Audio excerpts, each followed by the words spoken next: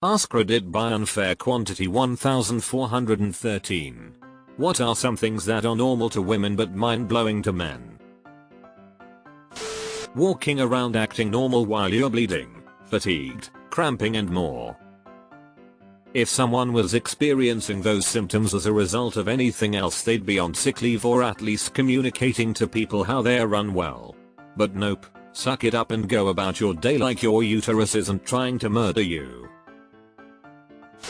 A friend of mine called me because she was stranded in a dodgy part of town and needed to just have someone on the phone with her for comfort while she waited for her friend. Men kept talking to her and she kept telling me how uncomfortable she is. Random dudes just constantly blowing kisses and coming to talk to her. One dude even tried to take her phone from her to talk to me. I've been in that part of town, but I'm 6'3" and reasonably athletic. My experience of it was completely different. It was crazy. I could feel through the phone how vulnerable she felt, which I always knew was how it felt, but I had never actually felt it before. Hearing her fend off aggressive men was so nerve-wracking. A dress that is XXL is an entirely different size than 2X.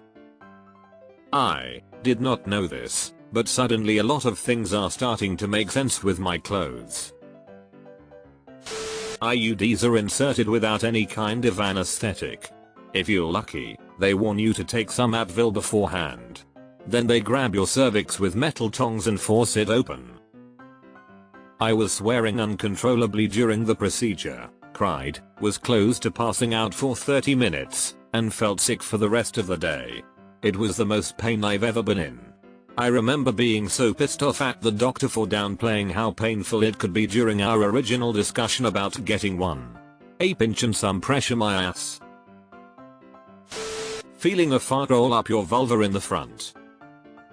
Exit through the gift shop. That when you menstruate, it can come out in chunks. Like raw liver. Edit spelling errors. My girlfriend is not a native English speaker, but we communicate primarily in English. One day she tells me she's bleeding a little from down there and I'm like, oh, like your period, and she says no, it's just blood, there's no meat. Try as I might, I will never forget that description of a period. That sometimes there are lines inside women's bathrooms. I once went to the bathroom just to pee and came out around 10 minutes after. My male friends asked why I took so long. I said because the line was long. They laughed at me and accused me of lying. That should be pretty apparent if you've ever attended a large event like a concert or sports game. There is always a line extending outside the women's room. Period pain levels. Cramps not only in your lower abdomen but around your butt. All the way from front to back. Discharge can bleach underwear. Not stain, actually remove color. It took me years to accept that this is normal and not me being weird or something. The amount of toilet paper used. For sure when I was single, 1 pack, 24 rolls, would last me 6+ months easily. Once my fiance moved in, well, my toilet paper budget went up a lot. It's okay, she's so worth it. Non-existent or useless pockets in clothes. This is a big one. That's why if a woman finds a dress she likes that also has good pockets, you better believe that she's gonna show 'em to ya. I can't believe nobody said this, but birthing. I tried imagining a human growing in my belly. Feeling the baby move around and your body changing.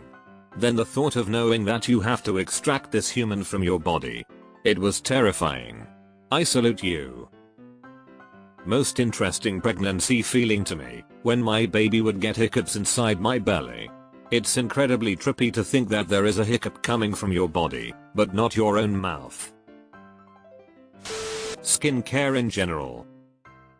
My GF uses lotion even for her feet. I barely use one for my face and she does it every night. Even for her feet is so funny to me. How they can take their bra off from under their shirt. I don't know why we find it so impressive, but it is. I get so annoyed when I remember I'm wearing a front closing bra. You'd think it'd be easier to get off, but my brain just doesn't function that way. Locking your car immediately when you get in it, before seatbelt or putting the key in. This fully saved me one night. In the US Pacific Northwest, it gets dark really early in the winter.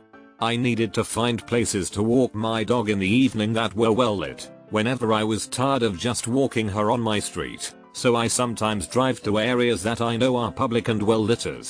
One time I was climbing back into my car and had just closed and locked the doors when this guy appeared out of nowhere and tried to open my door. Couldn't because it was locked. He tried to play it off and get me to roll down my window like he had something to tell me. I held up my pepper spray to the window and he finally backed off and ran away. It was like 8 PM. Always lock your car doors ASAP, y'all. Tiny jeans pockets.